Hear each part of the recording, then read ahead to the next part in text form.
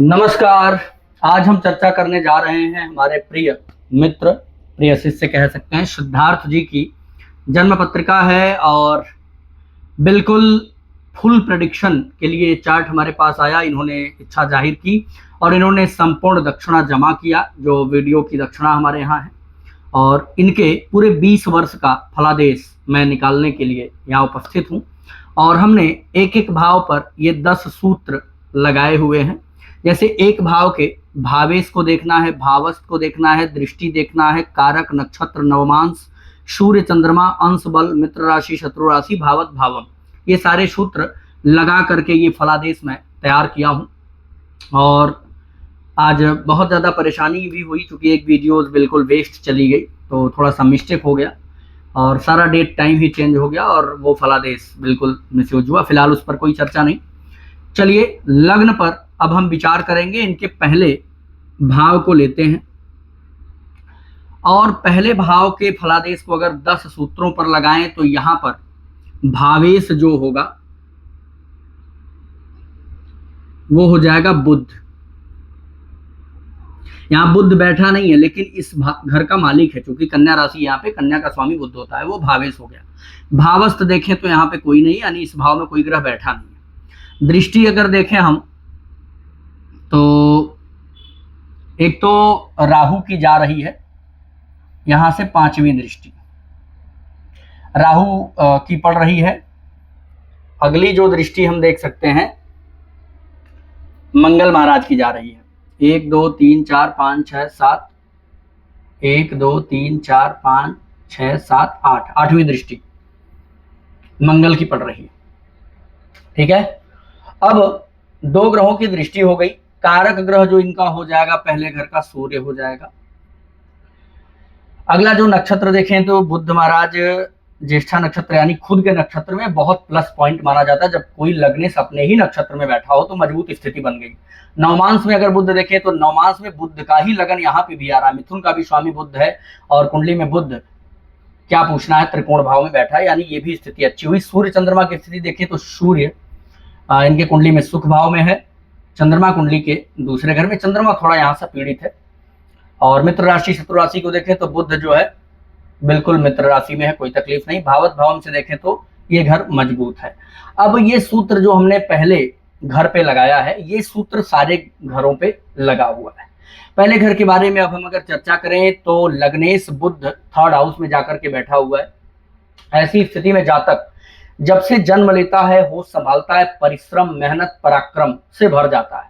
हमेशा बिना किसी के सपोर्ट के। ऐसा नहीं होता है कि पिताजी ये प्रॉपर्टी बना दे, पिताजी ये बिजनेस बना दे और उसी पे ऐश करें। जातक स्वाभिमानी होता है, पराक्रमी होता है, खुद के बदौलत प्रॉपर्टी संपत्ति बनाई हुई सामान का उपयोग करने में उसको सुकून मिलता है। पिताजी अरबों रुपए की संपत्ति बना देंगे लेकिन आपको कभी शांति सिद्धार्थ जी नहीं मिल सकती है। आपको कोई 2 करोड़ रुपए 10 करोड़ रुपए दे दे लेकिन आपको उसे सुकून नहीं मिलेगा। लेकिन जब आप अपने मेहनत से 50 लाख ही कमाते होंगे तो आपको शांति, सुकून और आनंद आता होगा। जबकि ये नेचर सबका नहीं होता। इस पे आप ये नहीं कह सकते कि ये तो सभी सोचते हैं, नहीं सोचते। कुछ तो ऐसे फ्रॉड है जो कुछ काम करना ही नहीं चाहते, केवल फ्रॉड करना चाहते हैं और दूसरों को धन को मार के जीना चाहते हैं, लेकिन ये आपके नेचर में कभी नहीं आ सकता है। वहीं अगर देखें तो ऐसा व्यक्ति वाणी से रिलेटेड काम कर सकता है, कंसल्टेंसी से रिलेटेड काम कर सकता है, कोई राय कर सकता है, वीडियोज वगैरह बना सकता है, या कहीं ना कहीं ऑनलाइन सेक्टर से जुड़ करके काम करना भी आपके लिए अच्छा होगा।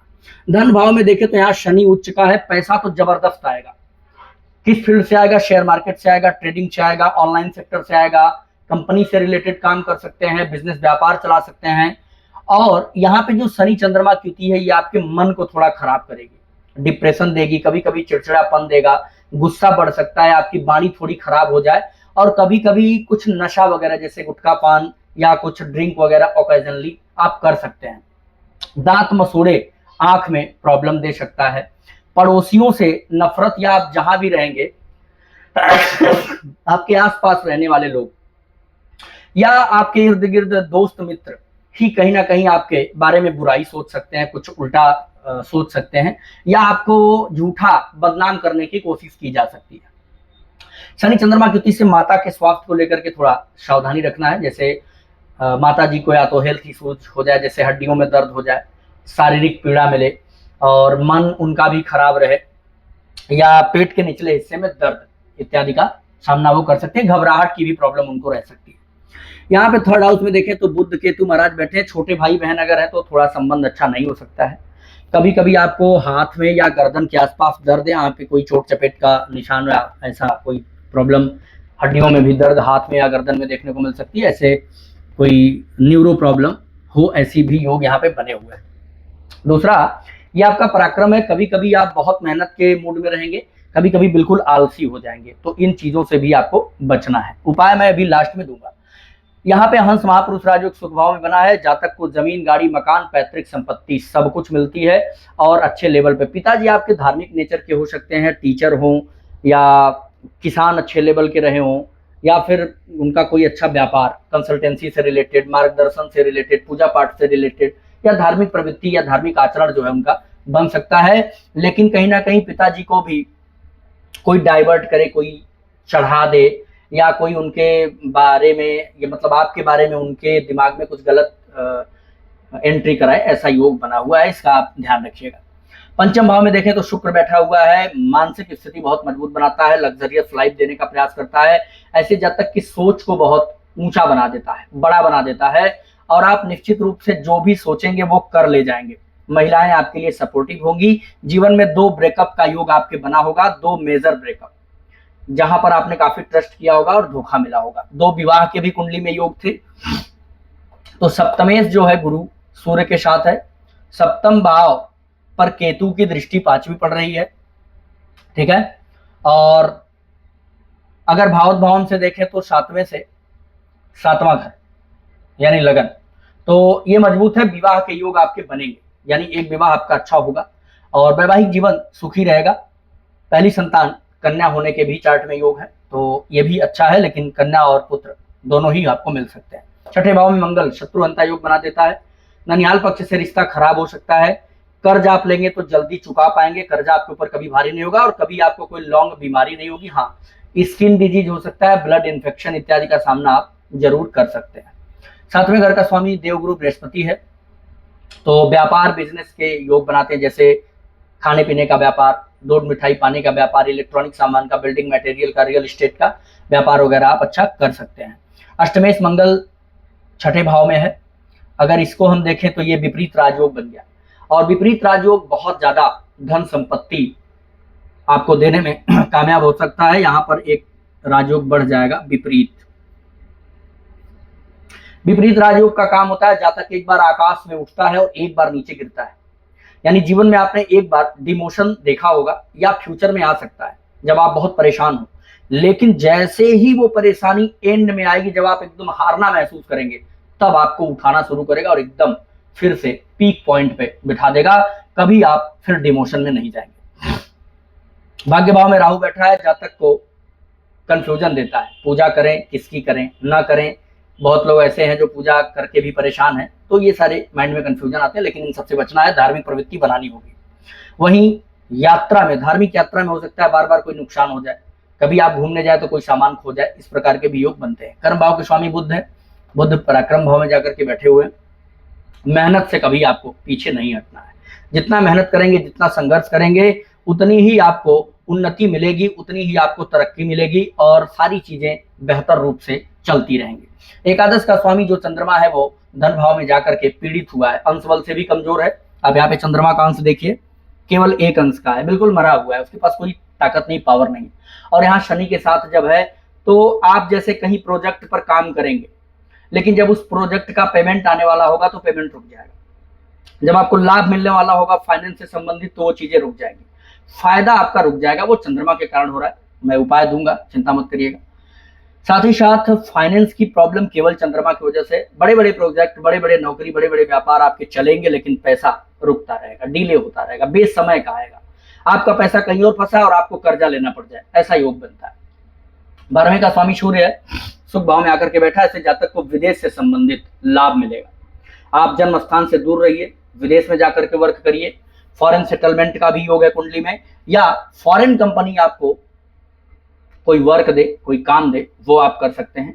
बेहतर कुंडली में प्रबल योग बना हुआ है। अब आप राजयोग पे आ जाइए। हंस महापुरुष राजयोग जो आपके सुख भाव में बना है तो व्यक्ति को सुखी बनाता है।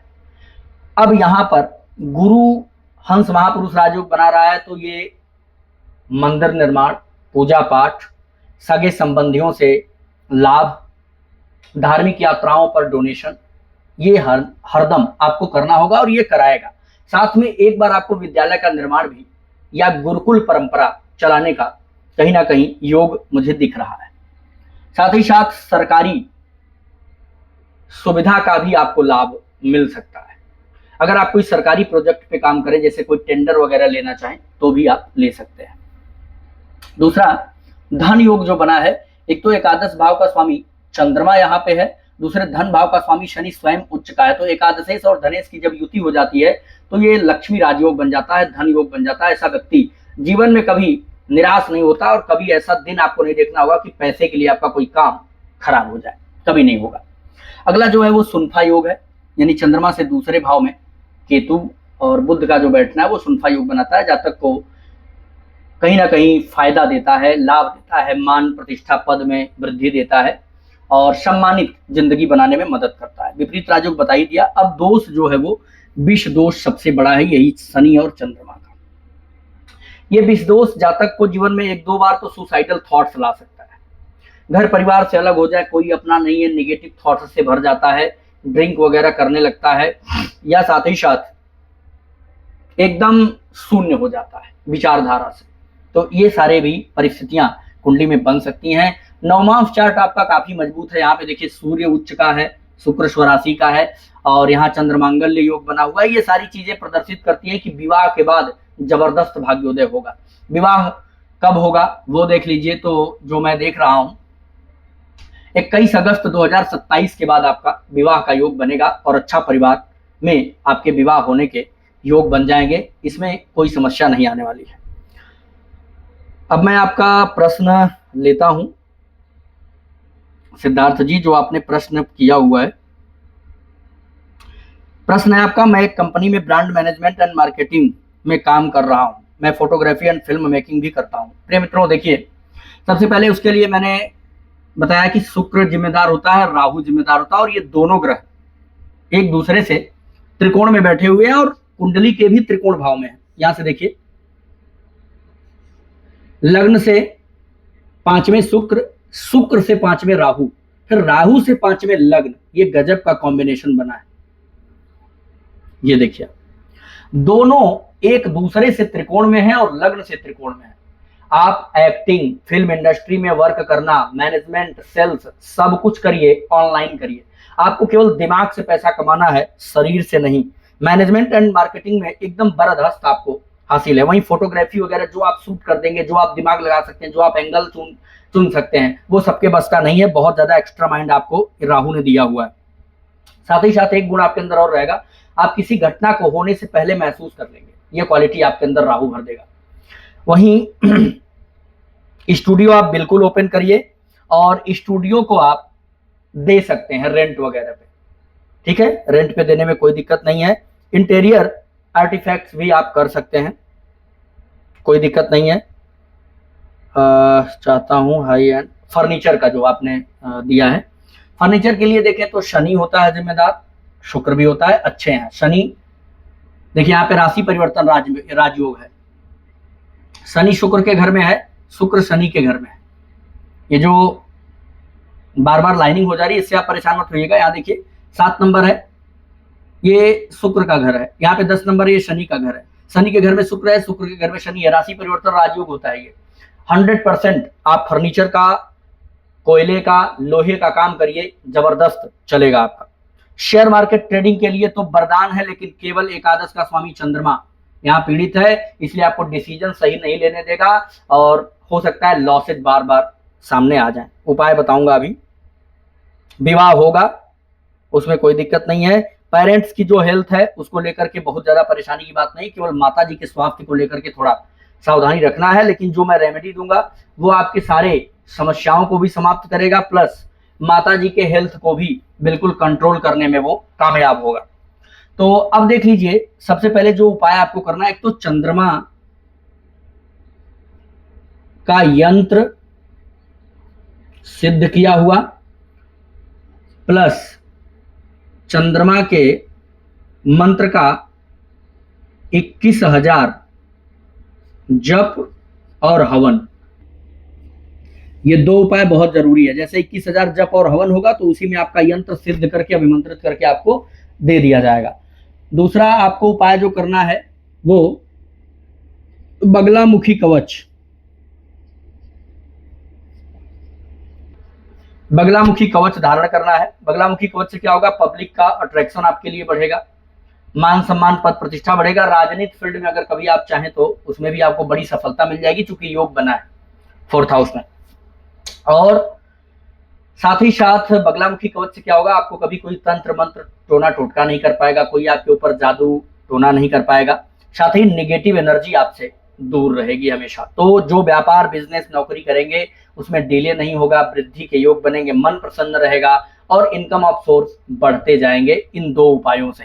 साथ ही जैसे चंद्रमा मजबूत होगा तो शेयर मार्केट में आपको बड़ा लाभ देने लगेगा, माता के स्वास्थ्य को ठीक करेगा, क्योंकि चंद्रमा मन और माता दोनों का कारक ग्रह होता है, साथ में आपके लाभ भाव का कारक ग्रह है। जैसे सिद्धार्थ जी समझिए कि कुंडली में इस भाव का लाभ हो, इस भाव का लाभ हो, इस भाव का लाभ हो, इस भाव का लाभ, यानी ऑल हाउसेस, सारे भावों का जो लाभ देखना होता है वो कुंडली के 11वें घर से देखते हैं। अब आपको चाहे शरीर का लाभ देखना हो, धन का लाभ देखना हो, पराक्रम का लाभ देखना हो, जमीन गाड़ी मकान का लाभ, आपके मस्तिष्क का पुत्र का लाभ, वहीं आपके रोग ऋण शत्रु का लाभ, वहीं पत्नी का लाभ, वहीं आपके आयु का लाभ, वहीं आपके भाग्य का लाभ, कर्म का लाभ, आपके खर्चे का लाभ, सारा 11वें भाव से देखेंगे और सारा चीज पीड़ित है। जैसे अभी देखो तो आप कहीं पैसा इन्वेस्टमेंट कर दीजिए, वो पैसा हो सकता है फंस जाए, डूब जाए या आपको समय पे न मिल पाए, ऐसे योग बन जाएंगे। दूसरा, आपके शरीर को देखें तो शरीर स्वस्थ है, अस्वस्थ है, या शरीर का जो वास्तविक यूज होना चाहिए हो पा रहा है, नहीं हो पा रहा है, उसका भी लाभ नहीं मिल पाएगा। धन का देखिए तो पैसा कभी रहेगा कभी नहीं रहेगा, पैसा है फिर भी आप डिसीजन नहीं ले पा रहे हैं, यानी आर्थिक लाभ नहीं मिल पा रहा। तो ये सारी चीजें आपके चंद्रमा के यंत्र से और चंद्रमा के मंत्र जाप हवन से सिद्ध हो करके बिल्कुल सही हो जाएंगी। बगलामुखी कवच से आपका सारा मामला दिव्य होना शुरू हो जाएगा। दूसरा, आपको अगर वशीकरण वगैरह में इंटरेस्ट है या कहीं ना कहीं आप चाहते हैं कि लोग आपको देख करके मोहित हो, अट्रैक्ट हो, तो उसके लिए एक अट्रैक्शन लॉकेट रहती है, अट्रैक्शन लॉकेट। ये मयूर के ऊपर जो चोटी होती है उससे बनता है, बट ये पहनने से क्या होता है कि जातक देख करके आपको इंप्रेस होने लगते हैं। ये विवाह के लिए, आपके कुंडली के लिए वरदान होगा, विवाह 100% कराएगा, अच्छे परिवार में कराएगा। और ये चार्ट जो नौमान से कह रहा है कि विवाह के बाद आपको बहुत बड़ा उन्नति मिल सकती है, भाग्योदय हो सकता है। तो ये 3 उपाय हैं। वैसे अट्रैक्शन लॉकेट कोई कंपलसरी नहीं है, लेकिन ये 2 कंपलसरी है, ठीक है। अब आपके सारे राज्यों, कुंडली के सारे भाव पर चर्चा हुई, आपके हमने सारे प्रश्नों का लगभग जवाब दे दिया है। अगर आपका कोई प्रश्न या कोई डाउट रहता है तो आप हमें मैसेज के माध्यम से पूछ लीजिएगा। कुंडली काफी मजबूत है, बलवान है, और आप फ्यूचर में जो भी करना चाहेंगे उसमें आपको सफलता, उन्नति, तरक्की के योग बनेंगे, इसमें कोई डाउट नहीं है, कोई समस्या की बात नहीं है, ठीक है। नमस्कार।